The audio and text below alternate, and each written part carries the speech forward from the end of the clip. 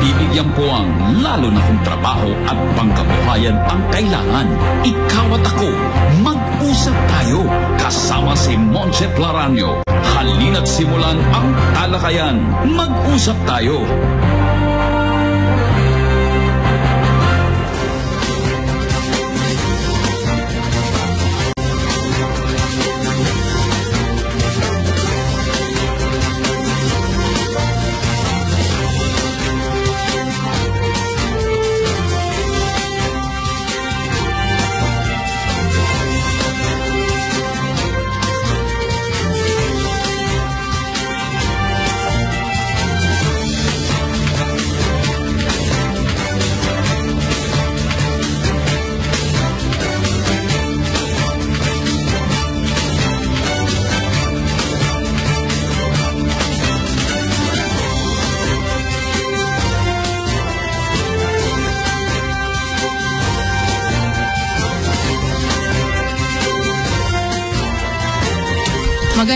Magandang gabi po mga kaibigan. Welcome po sa programang Mag-usap Tayo.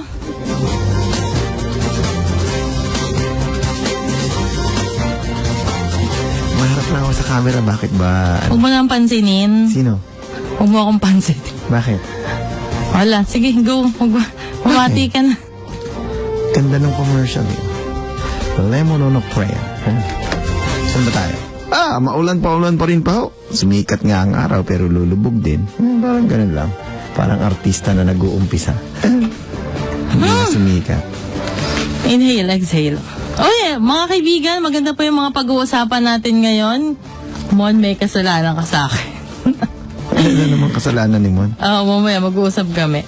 Mamaya po pag-uusapan po natin dahil po umiiral po yung smoking ban dito sa ating bansa. Ano po bang epekto nito sa mga magsasaka ng tabako?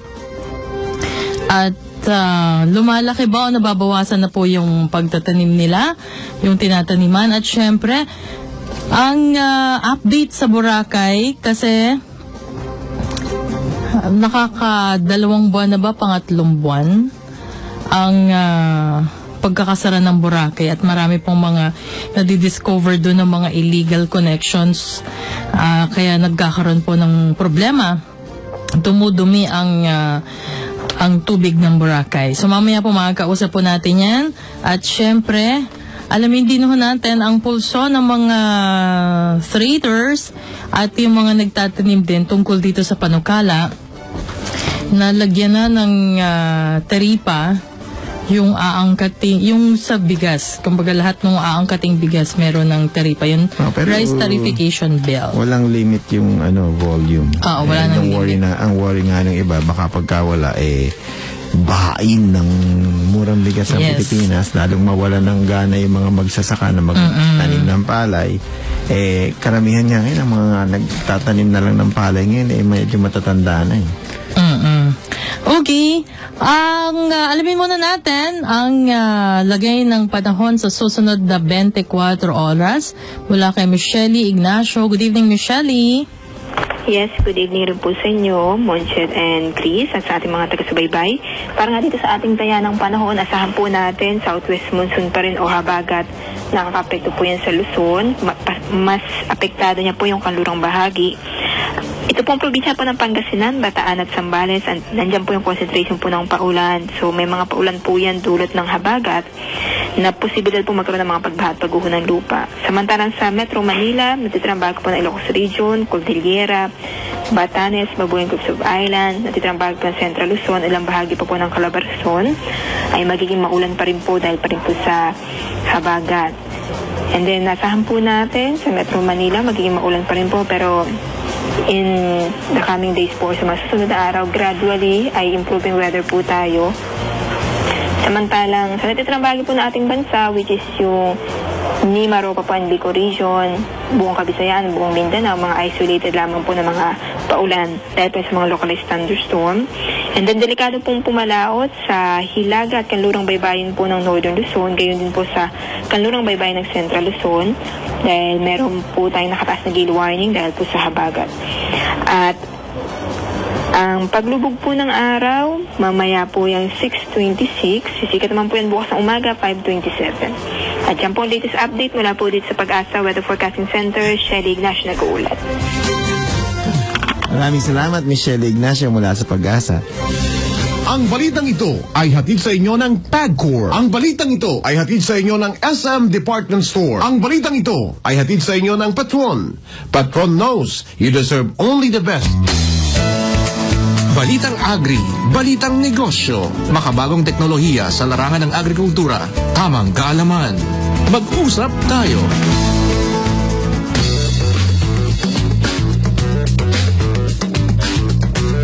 Sa ating mga balita, namahagi ang Philippine Amusement and Gaming Corporation o PAGCOR ng tulong sa mga residente ng Barangay 741 sa Malate, Manila at sa Barangay Poblasyon sa Muntinlupa City nang maganap ang maghiwalay na sunog sa mga nabanggit na lugar. May 6 na pong pamilya sa Maynila at may 302 namang pamilya sa Muntinlupa ang naapektuhan ng sunog. Nagkaloob ang PAGCOR ng 1,500 pesos at grocery packs ang ipinamahagi. Tiniyak ni PAGCOR Vice President for Corporate Social Responsibility Group, Jimmy Bondok, sa mga biktima ng sunog na nakahandang magkaloob ng tulong ang PAGCOR sa mga nangangailangan gaya ng mga biktima ng sunog o kalamidad. Initasan ni Secretary Carlos Dominguez ang Bureau of Customs at ang Bureau of Internal Revenues na alamin kung sino ang nagpapasok sa individual o grupo ng mga hindi lisensyadong cigarette-making machine sa bansa. Iniutos din ni Dominguez na alamin kung sino-sino ang posibleng kasabwat sa gobyerno para maipasok sa bansa ang mga nasabing makina. Kaugnay nito, ipinasara din ni Dominguez Pinasira rin ni Dominguez kina Customs Commissioner Isidro La Peña at BIR Commissioner Cesar Dulay ang mga nakumpiskang makina na hindi na mapakinabangan. Ginawa ni Dominguez ang kautusan makaraang makumpiska ng mga tauhan ng BOC at BIR, mga peking sigarilyo at mga cigarette-making machines sa mga raid sa Luzon at Mindanao.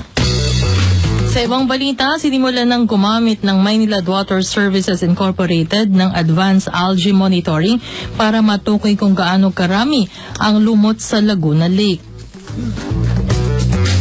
Ang 3.9 million pesos na fluorescence technology na mula pa sa isang German company ay mahalagaan nila bilang bahagi ng pagproseso ng tubig ng Maynilad sa kanilang Putatan Water Treatment Plant sa Muntinlupa City.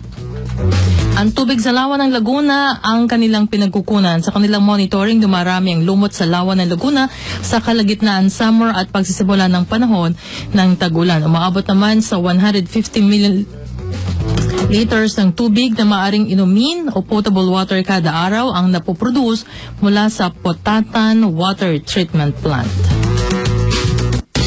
Ang balitang ito ay inihatid sa inyo ng PAGCOR. Ang balitang ito ay inihatid sa inyo ng SM Department Store. Ang balitang ito ay inihatid sa inyo ng Petron. Petron knows you deserve only the best. Mag-usap tayo. Alam mo ba? Para sa karagdagang impormasyon. Alam mo ba? Alam niyo po ba na bukas ay araw ng mga ama? Tatay, papa, itay, daddy? Sa mga Katoliko sa Europa, ang Father's Day ay pinagdiriwang tuwing Marso 19 o ang araw ni San Jose. Noon pang araw. Dinala ng mga Espanyol at Portuges ang selebrasyon sa Latin America kung saan mayroon pa ring mga bansa na nagdidiwang ng Father's Day sa Marso 19. Pero sa Amerika, ito ay pinagdiriwang sa ikatlong linggo ng Hunyo at bukas nga June 17, ay yun din ang tinatawag nating araw ng mga tatay dito sa Pilipinas. Alam niyo naman kasi mahilig tayo mga opya sa US. Pero ang Father's Day nga ay pinagdiriwang din ang fatherhood or ang parental bonds. Kaya nga sa mga nanay, tiyuhin, tiyahin, kuya, iba pang mga kamag-anak na tumatayong ama, Happy Father's Day din po sa inyo.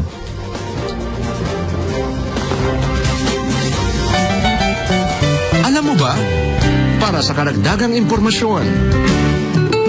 Alam mo ba?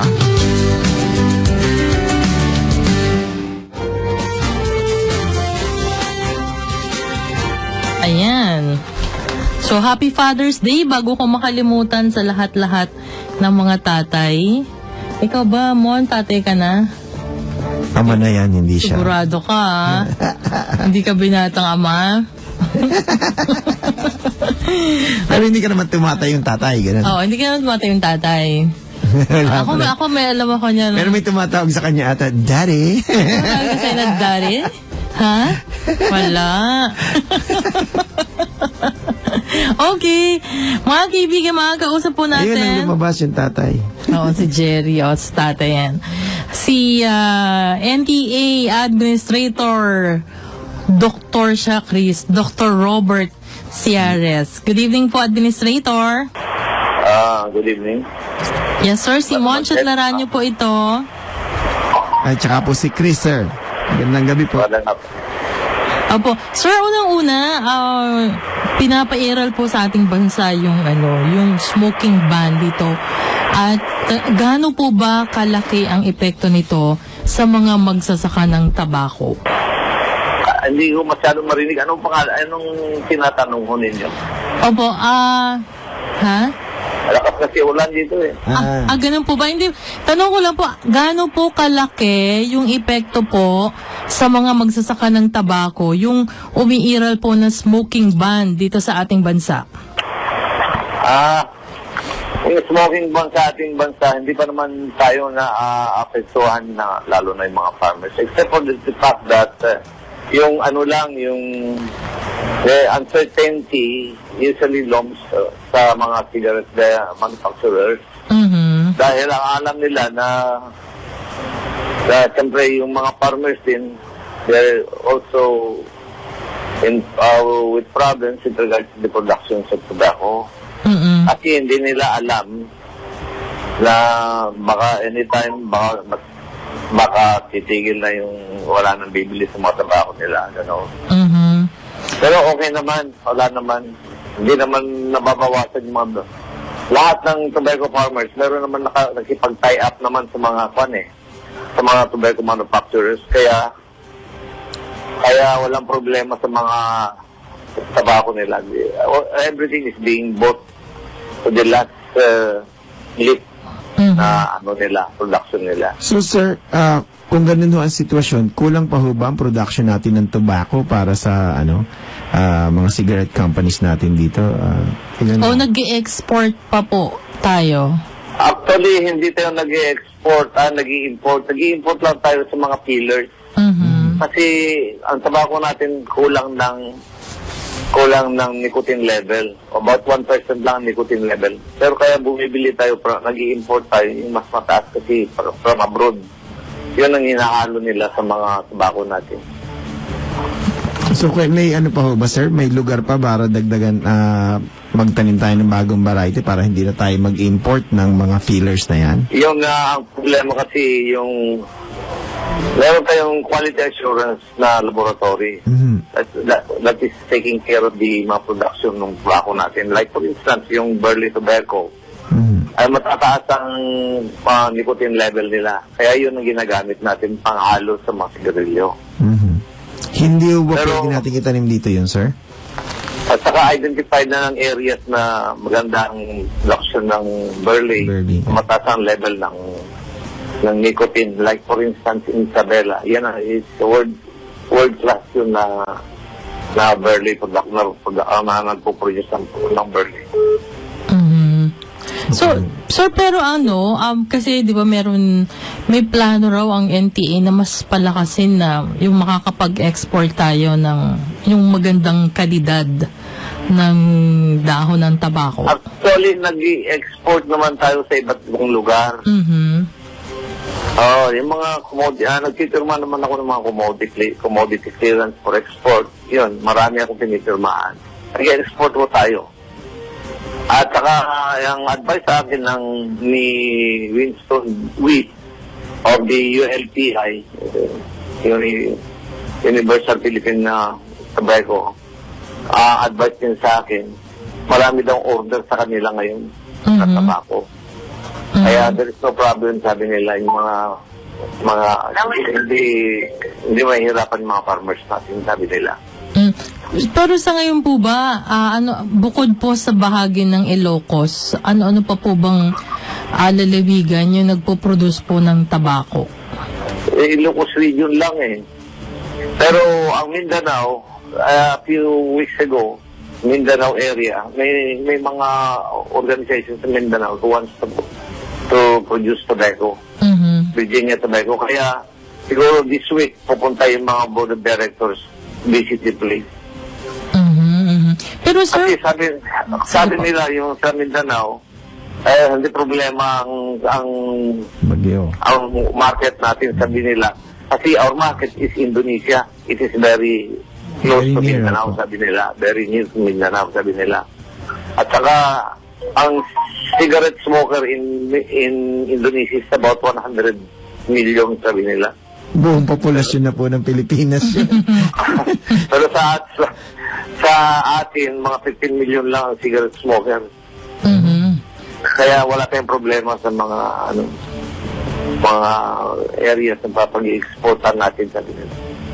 So, pwede pa ho rin, magtutuloy-tuloy pa rin, no? Kahit nga may smoking ban sa Pilipinas, kahit tumataas na yung mga sin taxes sa mga tobacco products, okay pa rin ho tayo dahil meron nga ho tayong market abroad. Kasi ginagawa sa syntax reform law, yung mga tobacco manufacturers, they're trying to match yung increased price ng cigarette. Ina-upgrade nila ang tabako para magustuhan ng tao. Pero sir, may mga ayuda po ba ang gobyerno sa mga magsasaka ng tabako? Ano ho yung... May tulong po, may tulong. Marami hong tulong. Lalo na sa National Tobacco Administration, napakarami. Actually, yung budget namin for this year is about 1,303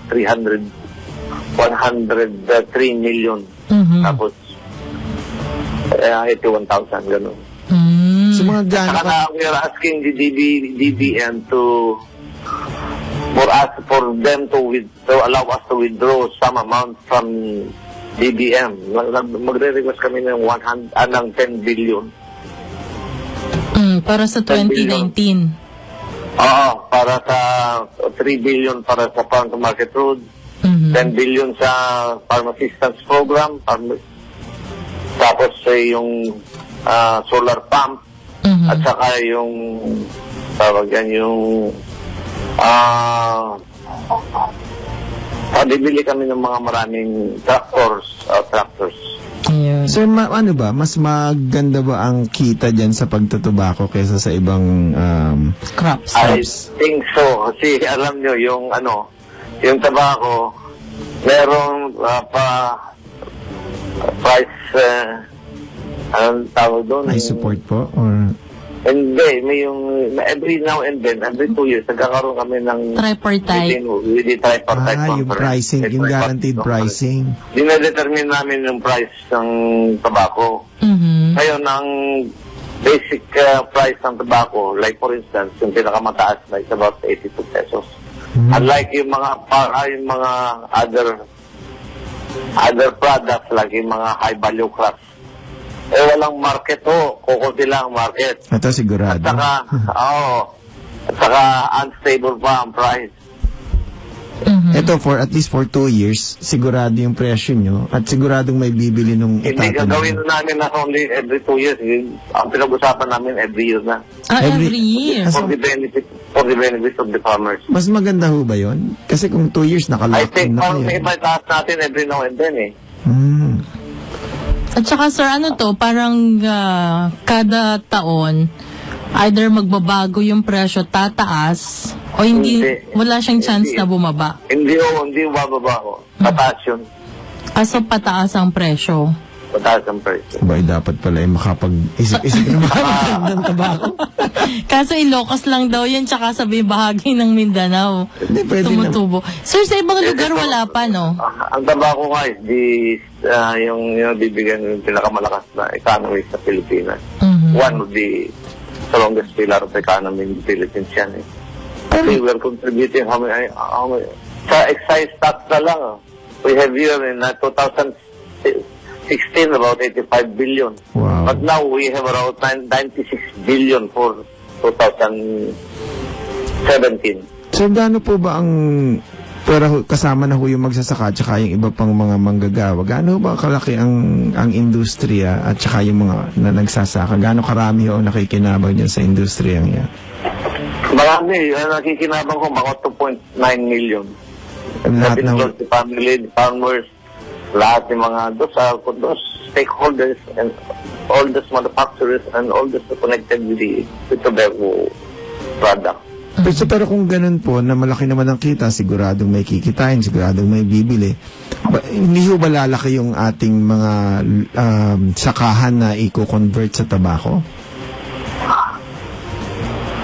Wala alam nyo yung for every hectare ng tabako, kinikita ng farmers, nakaka-produce sila ng 2,250 kilos. Opo. Kumikita sila ng mga 75,000-77,000 during the tobacco season. 3 months lang po yan eh. Pero, From December, January, February, March, ganun. tapos anong gagawin dun sa lupa nila after 3 months? Inano na naman ng vegetables. So may Di kita ba pa. pa ganyan? Vegetables. Marami nga. After the tobacco, vegetables. During the rainy season, rice na naman tayo, di ba gano'n? Nakikita ko nga ho dati nun pagka nagpupunta ng bandang Ilocos, maraming mais dun sa sa yellow corn dun sa paligid eh. Ang yayaman na ho yung mga ibang, especially dito sa may, for instance, sila ka malaking excise tax tong Santa Cruz is about 1,334 million. Diyan po sa Ilocos, no? Wow. Oh, yung Candon is about 1,040 million. Candon, Ilocos. Ito, Mabugaw naman is about 1,017 million.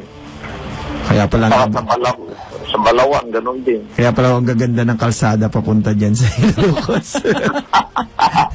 Oo nga. Pag nagpupunta dyan, hindi na ang makikita.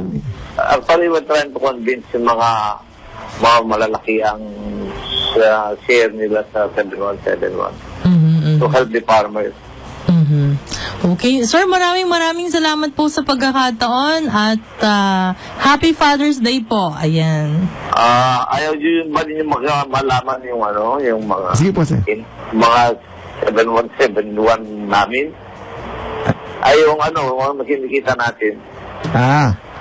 Sige po, sir. Balita nyo na rin po. Sa calendar year 2016, ang excise tax natin is 82 billion 915 million 914,600. Exacto yan, sir. So, 2017 po, ilan? 2017 is 96 billion Lumaki. 11,876,000. So, ilan lang ang nabalik dyan dun sa mga community na kaya napakalaki ng pera ng napakalaki ang excise tax na nakukuha natin. Magkano po ang ibinabalik-bali, sir, dyan sa mga communities na nagtatanim sa tabako? Kasi may batas ho dyan, di ba? Yung RA 7171. Na babalik sila. Meron nga, pero nobody is going to monitor the programs ng mga mga eligibles na munisipyo na are getting share from the 7171. Sige, sir, pagka pwede namin kayong i-guest ulit, tapos i-share nyo, sir, sa amin, yung sa monitoring nyo, kung gaano kalaki yung nakukuha ng bawat municipality. And then, yung mga ginagawa nilang projects. Bibigay ko sa inyo. Sige, sir. Okay. Para alam nyo. Sige. Maraming salamat po, Administrator. Okay. Happy Father's Day po. Thank you din sa Salamat po.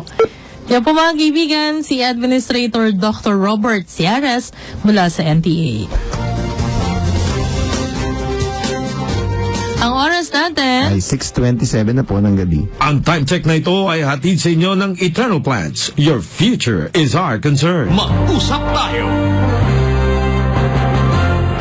Ang may plano sa buhay, may mararating na ginhawa. Mag-Eternal Plans ka ngayon na.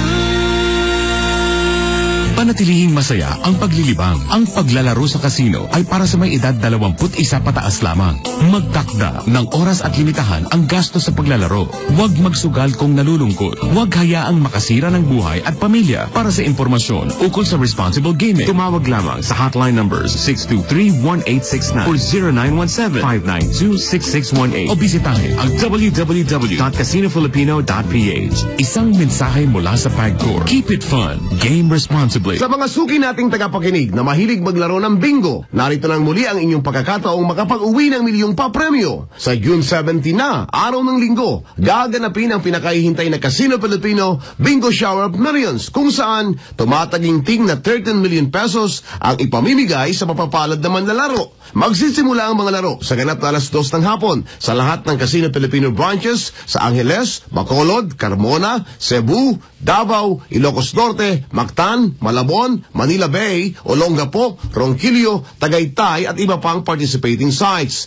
Nagkakahalaga lang na 3,000 piso ang bawat isang ticket na may katumbas na 4 na bingo cards para sa 10 laro. O ano pang hinihintay nyo? Sugod na sa pinakamalapit na sangay ng Casino Filipino sa inyong lugar. Makapaglilibang na kayo, may tsansa pa kayong manalo ng limpak-limpak na salaping pa-premyo. Para sa karagdagang impormasyon, tumawag lamang sa 526-0337, local 2402 o 2404 o kaya sa 523-3678. Waiter, bucket ng San Mig Light, please. Okay po. Elsie, totoo bang may actor na nanligaw sa'yo? Yeah, but I said no. Bakit? Wait lang po. Yung athlete, di rin nag-workout. Bakit? Yes po. Pag mahaba-habang usapan, mahaba-habang inuman yan. Mag-San Mig Light, 100 calories lang. Magaan sa tiyan. At kung bitin ng isa, mag-bucket na. Di ka ba nangihinayang? Well, I have you guys na, so bakit pa? Bakit pa? Mahaba-habang inuman, San Mig Light. Drink responsibly. Come on in, look at what we've got. There's so much more, there's such a lot. Here at SM, we've got it all. We've got it all. Excitement, markets, we've got it all. Shopping convenience for everyone at SM. It's all at SM. Here at SM, we've got it all for you. PWIZ. Mag-usap tayo. Mga kaibigan, nabanggit po natin yung Boracay kanina, yung Boracay Water. At dahil nga po ngayon ay umiiral pa rin yung Closure ng Boracay Island. At isa po sa nag-ooperate doon, nagsusupply ng tubig. Ayan, ang Boracay Water. At makakausap po natin ngayon ang General Manager at Chief Operating Officer po ng Boracay Water, si Mr. Joseph Michael Santos. Good evening, sir. Good evening po sa mga tagapakinig sa DWIZ 882. Yes, sir. Maraming salamat po sa pagkakataon na makasama namin kayo dito sa programa. Sir, sa ngayon, kumusta ang operasyon nyo sa Boracay?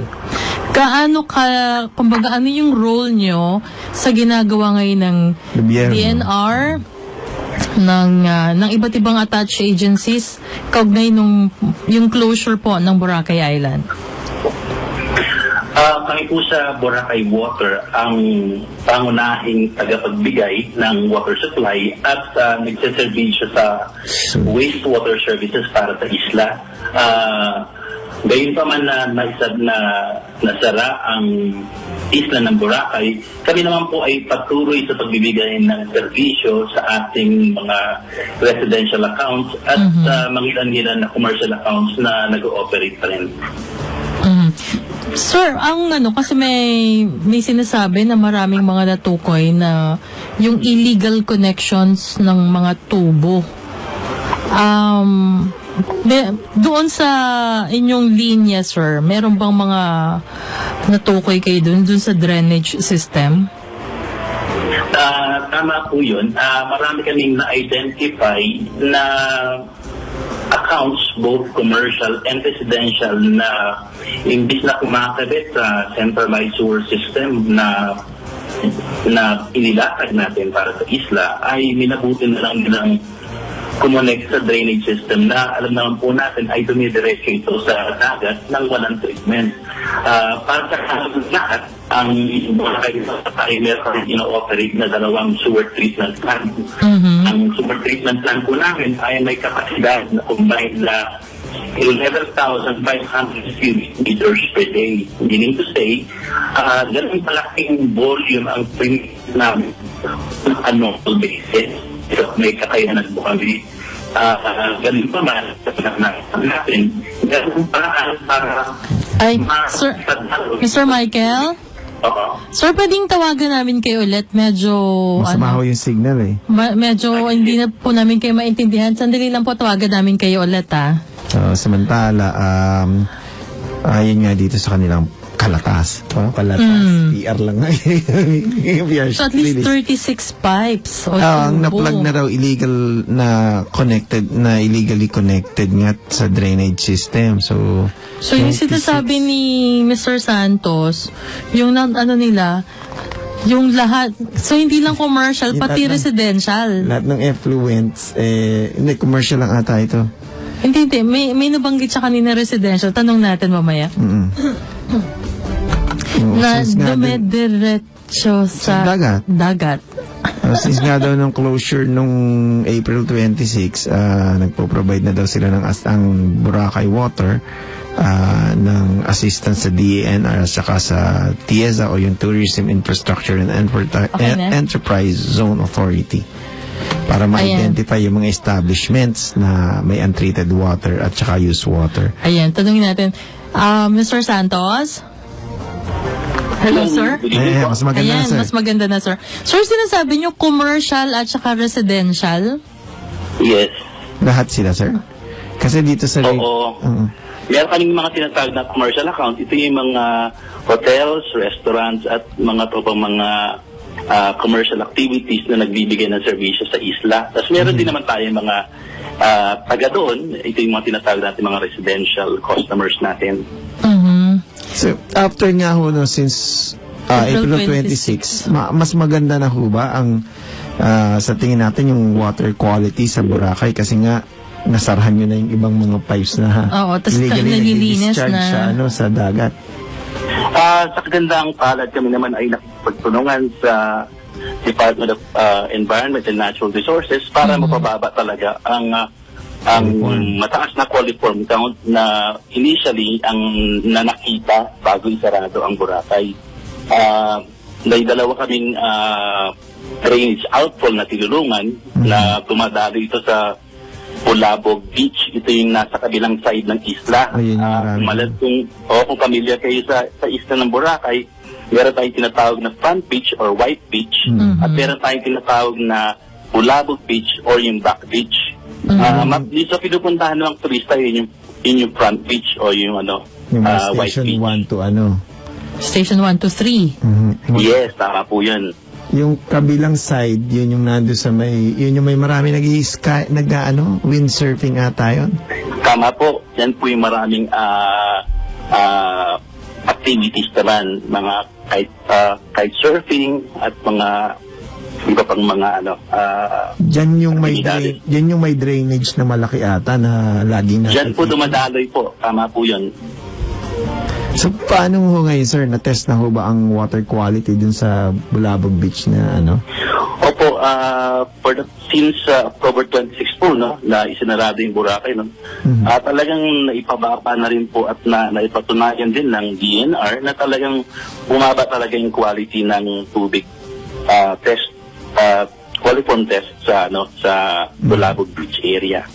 So hindi na ho kayo matatakot na bumabaron at paglabas nyo may mga galis na kayo kung ano man sakit. Tama po yun. Talagang sinasamantala rin namin yung panahon na ito na mababa yung daloy ng tubig kasi once na buksan ulit natin itong itong drainage system natin ay siguradong may pagkakataon na tumaas ulit ang coliform level. Pero ganun pa man, ang ginagawa po natin, nakikipagtulungan po tayo sa Tourism Infrastructure Enterprise Zone Authority na sila po yung mag-extend po ng outfall natin. Yung outfall po, ito po yung pipe na imbis na nakalatag lang, nakikita niyo po siguro sa mga pahayagan at saka sa TV na nakalatag lang sa beach area. Ang outfall po natin to, i-extend po natin 800 meters away from the shoreline. At dun po, yung kaya naman po na-determine po natin 800 meters away from the shoreline is kaya na po tayo tinatawag na diffusion study. Ito po yung diffusion study natin. Sinasabi natin dito na pag dinaloy natin ang tubig sa ganong kalayong lugar, yung na bumalik pa siya sa shoreline ay maliit na lamang. Pero hindi ho ba mapupulyot naman yung dagat sa mas malayo kung gano'n ang gagawin nyo? Or kaya na ng i-diffuse ng dagat yung saline water at saka yung mga mga halaman dun sa ilalim, yung mga itatapon natin mga tubig na yun? Tama po kayo doon. Kung talagang ipapagpatuloy pa rin po ang pagtatapon po ng maruming tubig sa drainage natin, malamang talagang mapupulot pa rin. Which is why ang layunin po natin for the next 6 months habang hindi pa po nagbubukas ang Boracay ay to encourage all commercial establishment and residential customers to connect to the centralized system natin. Kasi ito po yung tamang paraan para itapon nyo ang madumi yung tubig, i-treat po yung tubig na yon, at ang ikalalabasan pong resulta nun ay Class SB according po sa DNR standard. Para sa mga po mga taga-perinig, ang DNR standard po na Class SB, ito po ay pwede pong para sa recreational activities and at the same time yung mga aquatic animals natin pwede pa silang mabuhay. Okay.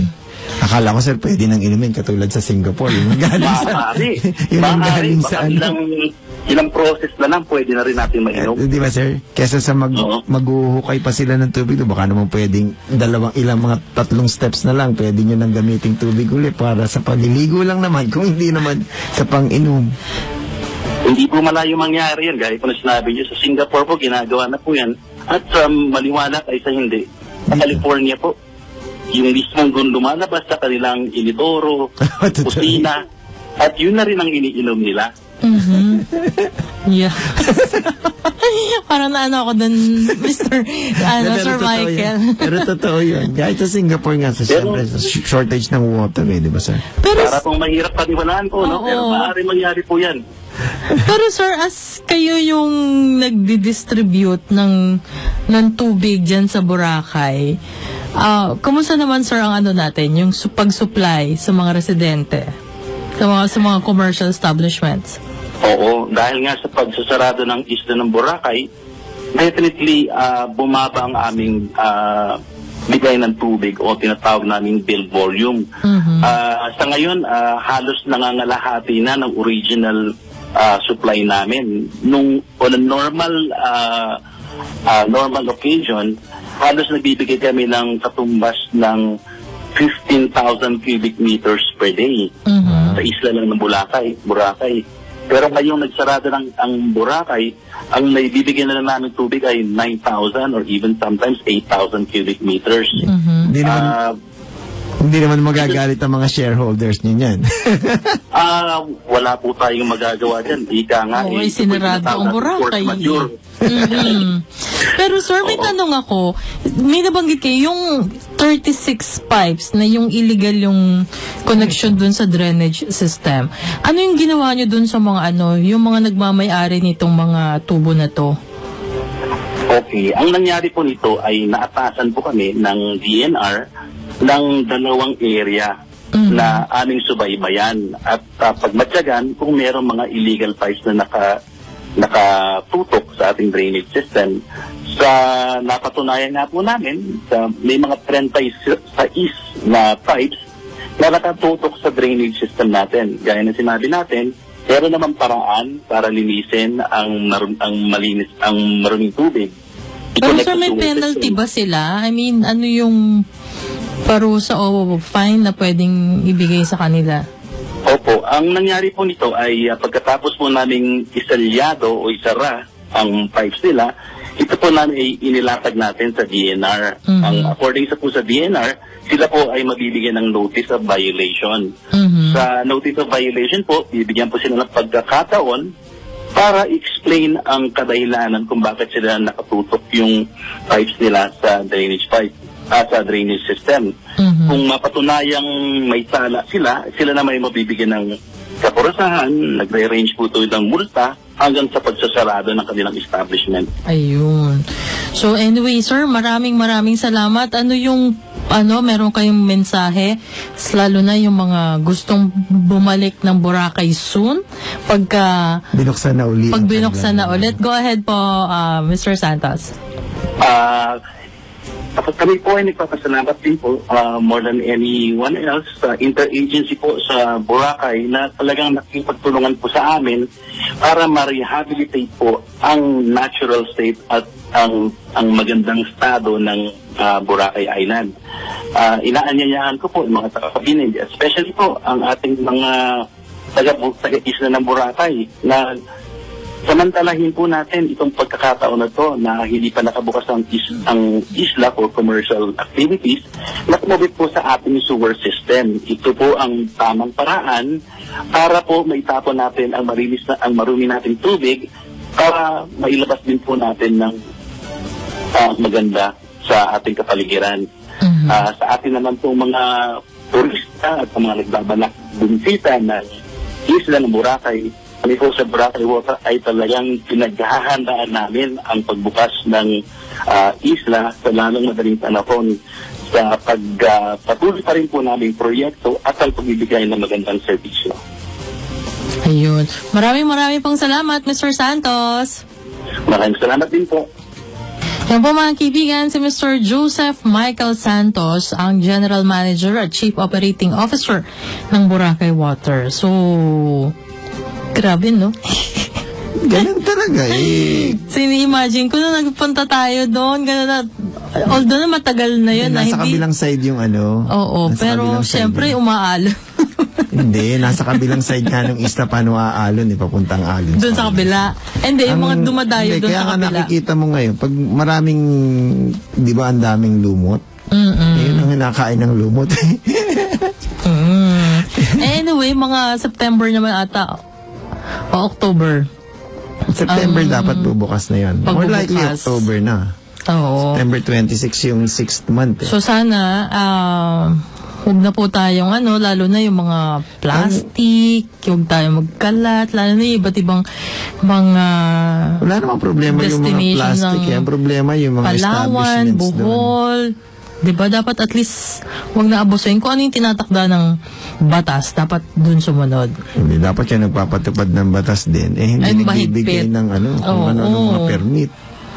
Biro mo, yun, paano nga ba nalagyan ng yung rock formation doon? Correct.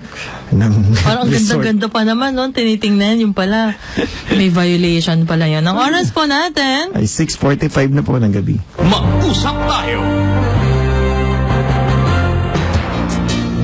Come on in, look at what we've got. There's so much more, there's such a lot.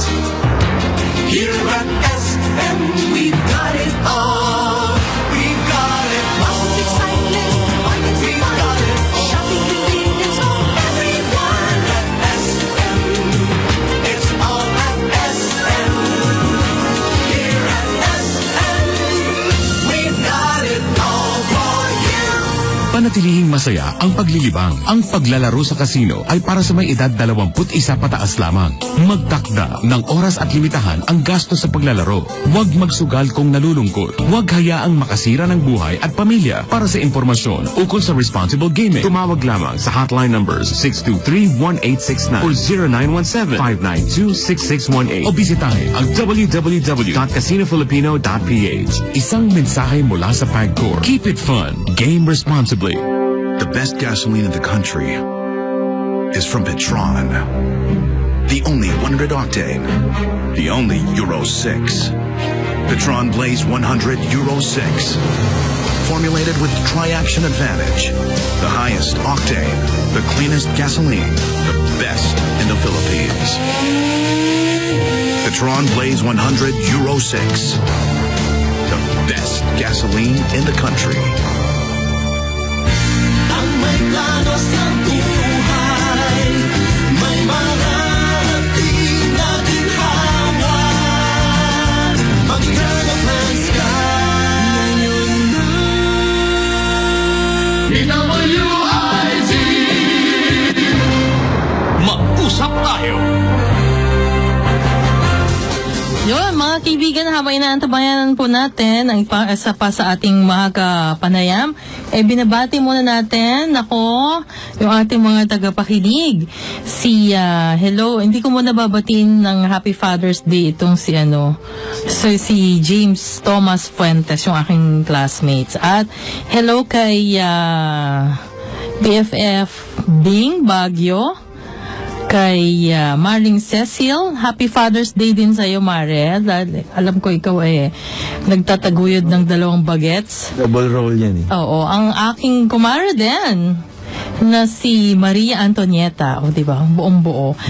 At si Tita na ang magandang professor ng Journalism School ng Manila Times. Hello. At kay J. Mark, yung future inanak. Kay Chino Lake at yung DOF Press, nanonood sila ngayon. Happy shopping, guys. Ingat kayo, maulan. Kay Steph Bilbao Adi, ito yung nakasama ko dati sa trip sa Davao. Ayan. Hello, happy listening. May nakita pa ako kanina, hindi ko na nasa na ba yun? Si Grace bumati ng pero meron pa ako Happy Father's Day. At si George Vira, yung asawa ni Ariel. Anyway, mga kaibigan, mga kausap po natin si ang presidente po ng Philippine Confederation of Grains Association, si Mr. Joji Ko. Good evening, sir. Good evening po, Ma'am Monchet. Kumusta kayo? Okay lang, sir. Sir, ang pinupush po ng magkaroon po ng rice tarification bill, maging batas na po ito.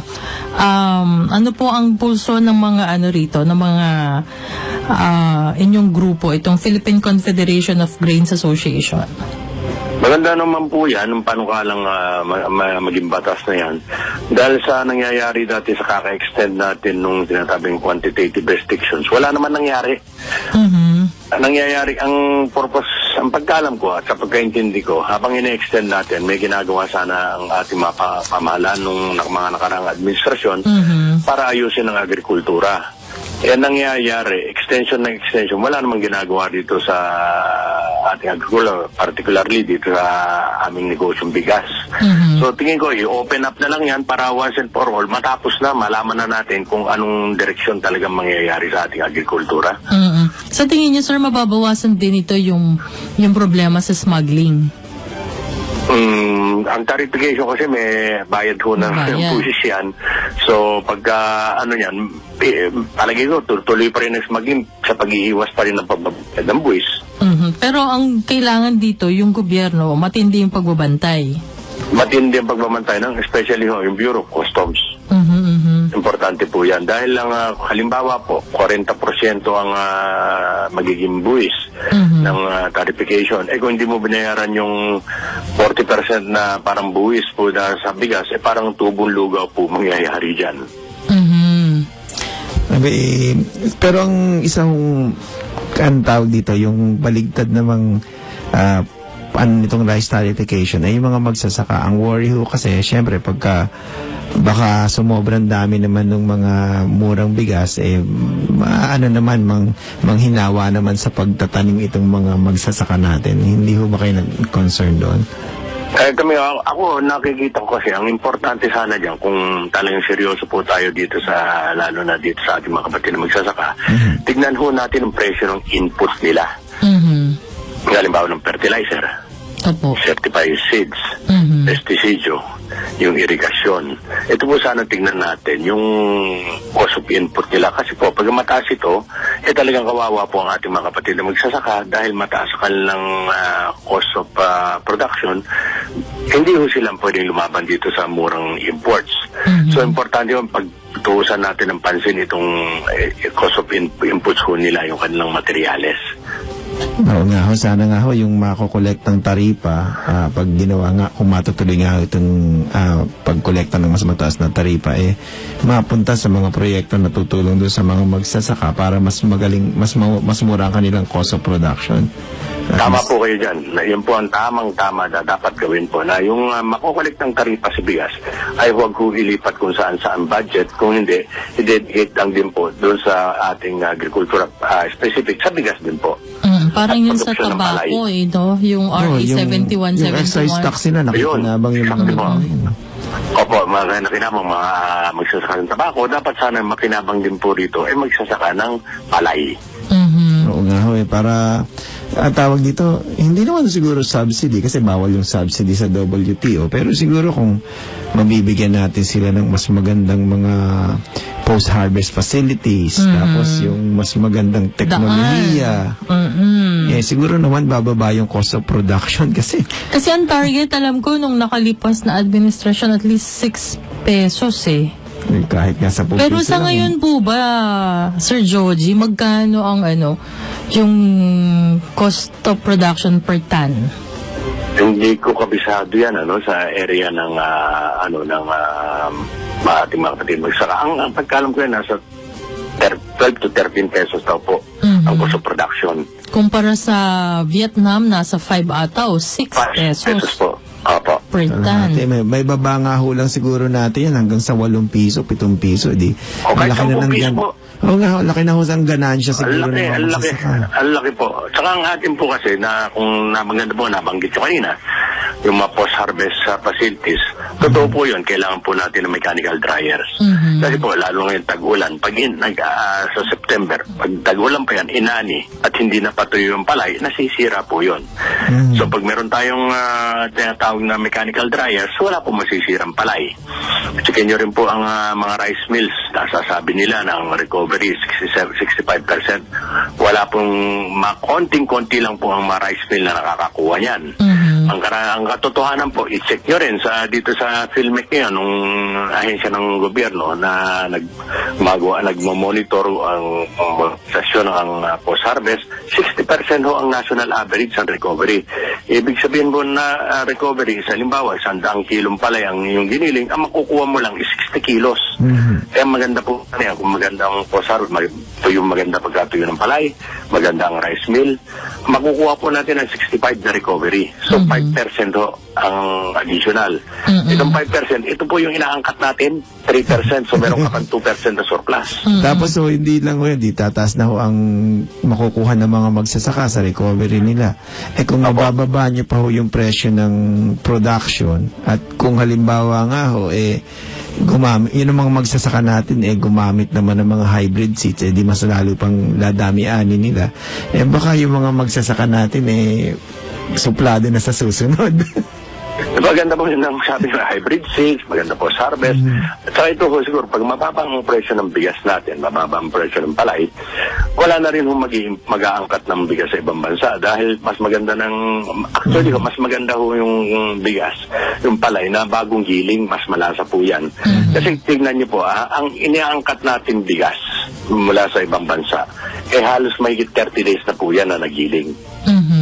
Pero sa atin, nung binibili natin na lokal, matagal na po ang 1 linggo. Ano pa, pagkain? Saka tingnan niyo po, ang local na production, wala akong ginagamit na chemical dyan. Pag giling, sinako, niluwas, na sa palengke, ang mga imported po na ating binibili ay fumigate po yan. Bago pagkasakay sa container, fumigate para hindi magkakuto. So, kung makikita nyo ho, walang chemical ang local. Ang imported, may chemical ho. At kasi para huwag bukbukin, di ba? Nilalagyan ng ano-ano yan. Opo, tama po kayo. isipin nyo, kasama sa... Kaya siguro malasa yung ibang galing sa may flavor ata yung antay-bukbuk na yun. Sarap yung imported. Malaking naging diferensya ng local at imported. Pero yun na nga ho. Tsaka sayang ho talaga yung mga andaming lugar na wala lang irrigation, sana nag-aani ng 2 hanggang 3 beses pa nga ho siguro sa isang taon. 5 po sa 2 taon. Isipin niyo yun. 5 po sana. Sa 2 taon. May +1 pa. +1 pa. Yun po. Saka po importante dyan na nakikita ko talaga wala tayong mechanical dryer. Yun po ang napakahalaga po. Totoo yun kasi yung dun ho sa lugar namin sa Laguna, yung lolo ko dati, dati kasi yung mga pinapaupahan di na ho kayang magsaka dahil matanda na. Pero dati ho talagang pagka ganitong panahon, lumulusong sa tubig dahil yung palay nalulubog sa ilalim ng tubig. Kukuhanin yun, hahabulin yun para may salba. Pag umuulan, paano kayo magpapatayo sa loob ng bahay? Tumutubuan na. Po pwede sa basketball kung lumuulan din po. Lahat po masisirang palay. Tumutubo na ho. Pero sir, sa ngayon, magkano yung bentahan ngayon, sir, ng palay? Palay ngayon, tapos na po ang ani. Ang bentahan po ng palay na huling aking napag-alaman, nasa 25-26 pesos na po. Wow! So kung ano yan, times 2 yan, so mga 52. 50 po, opo. 52 po. Opo. May kita ang mga magsasaka ngayon. Maganda rin po kita ng magsasaka. May kita rin po ang middleman. Mas malaki kita ng middleman. Ang alam po nangyayari rito sa aking opinion, ang ang kawawa rito ay yung ating mga consumers din. Kasi kung naibabalang kami po sa aming grupo na rice mill, hindi po namin gusto yung mataas ang presyo Talo po kami dyan. Kung tawagin mo, halos lugi ka. Bigyan ko po kayo ng halimbawa para maintindihan niyo po at madali. Halimbawa, 100 piso ang iyong kapital, pambili ng palay. Kung 20 pesos po yan para madali, 5 kilo mabibili mo para magiling. So, yung gilingan mo, kayang gumiling ng 5 kilo, bawat oras na lang para madali. Ang mangyayari ngayon, 4 na kilo lang magigiling mo sa 25 pesos. Yung gilingan mo is kaya naman ng 5. So, nabawasan na po kayo ng gigilingin. So, nabawasan din po ang kita. So, hindi po maganda sa amin na dito sa sektor namin na ganyan mataas po ang palay dahil hindi po magandang nagiging niyan. Alis na parang central bank na nag-imprenta ka ng pera, walang problema sa kapital. Tsaka ang problema ko nga, kung hindi maganda pagkakatuyo, pag giling nyo, durog din yun. Hindi lang po. Pagka madaling masira. Pag halimbawa, mataas mo moisture, bigyan nyo na po, kunyari, 17 lang, hindi na patuyo ng maayos. Sa loob na 1 linggo, lalagnatin po yung bigas, mag-iinit, tapos mag-iba na kulay, tapos magdidikit-dikit na po yan. Maganda ho yun kung may saging kayo o may prutas kayong ilalagay, mahihinog ka agad. Mahihinog ka agad po. Lagyan nyo ng maga, mahihinog po yan. Iinit po yan. Hindi na ho kailangan ng kalburo nun. Pwede nga. Magkamada lang po kayo, 5, sampulan nyo, 5. After 1 week, mataas ang moisture po, mataas ang doon. Ilagay nyo kamay nyo, halos mapaso ko sa init Ang NFA pa naman, ang binibili nila yung 14% na moisture 14% na po. Diba? Kaya nga, paano mo kung ikaw nga yung magsasaka na wala ka naman paglalagyan at mababasa ng ulan, di syempre hindi lang 17% ang moisture niya. Pataas po. Pagka nasa 18-19% po. Ayun. So anyway, sir, maraming pong salamat sa oras. Maraming salamat din po. Happy Father's Day po. Happy Father's Day. Salamat po. Thank you, sir. Salamat, sir. Thank you po. Okay, thank you. Yung mga kaibigan, si Mr. Joji ko, ang presidente po ng Philcon Grains. Naku, wala na tayong oras. Herculano. Hercules. Pero gusto niya Mr. Joji. Phil Grains, yan mga nanggigiling ng palay. Kaya sinasabi niya pagka nga daw, di ba, mas problema nila. Nababawasan din yung kita. Talagang mababawasan. Magkano ba bibili mo? Mahal ang palay, mahal ang di syempre, hindi naman mabibili ka agad yung mahal dahil ang hinahanap ng mga consumers mo mura. Babatiin ko lang Sino ba ang DOF Press na ang aking mga bagets na mga bagets pa yon. Siyempre sa pamumuno ni Chino Leico, ni Bagets pa Angela yan? Set, Hindi na bagets yun, ha? Angela Mercurio, si Rhea Ku, si Mary Grace Padin. Teka, tingnan ko yung picture. Si EJ Tubayan, si Ben De Vera. Ayan, katulad niya, bagets pa yan. Si Mikha. Oy, bagets pa yan si Ben. Si Ben? Si Mikha, si Bim Santos, tsaka si Claire Jiao. Ayan. May sila, may import para sa Sports Fest. Oy, ingat kayo guys sa pag-uwi. Maulan. At, ito. Yung mga nanonood. Happy Father's Day po sa lahat ng mga tatay. O, ikaw yung tatay ka ng mga anak ko. So, Happy Father's Day sa'yo. Hindi nga ikaw nga ang tatay ng mga anak ko. So, di kami silang bumati sa akin. Oy, anyway, oy, Maki, Vini, ready nyo na yung pang-cloud nyo bukas. Si Boss Atong Orodio, yan. Father's Day din. Si Jong Daed. Si Boss Frank, ano nga ba apelido mo, Boss Frank? Para oy, alam si ng mga anak mo Joel Baguio, tsaka si Kuyang Mek. Si Alex na... Tsaka si Alex Dalisay. Hindi yung Alex Dalisay, hindi pa tatay yun. Hindi nga yung Alex. Di ba Alex din yun? Senior. Nakikinig si Edith eh. Si Sydney, ano yun? Tatay na rin yun. pala. Si Kuwatog, tatay na rin yan. Oy, Kuwatog. At saka si Jeff. Happy Father's Day sa inyo hindi, lahat. bago ko makalimutan, si Fortuse, yan. Happy Father's Day.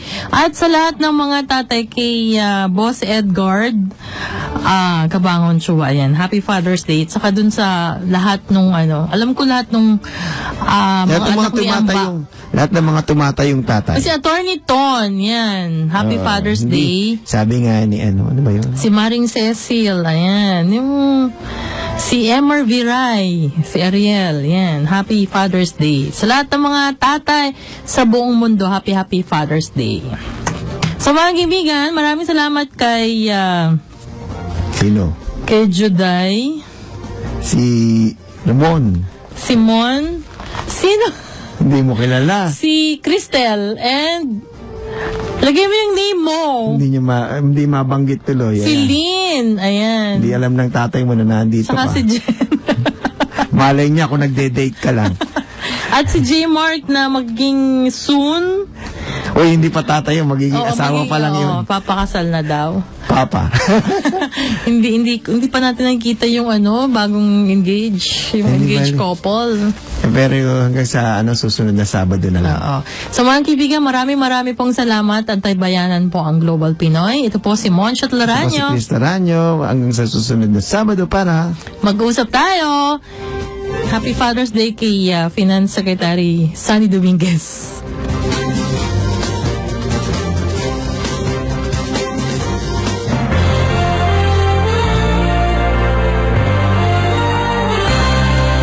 Sumainyo ang isa na namang edisyon ng programang Mag-usap Tayo. Para sa inyong komento, suwestyon o reaksyon sa tinalakay ng mga paksa, sumulat sa Mag-usap Tayo, DWIZ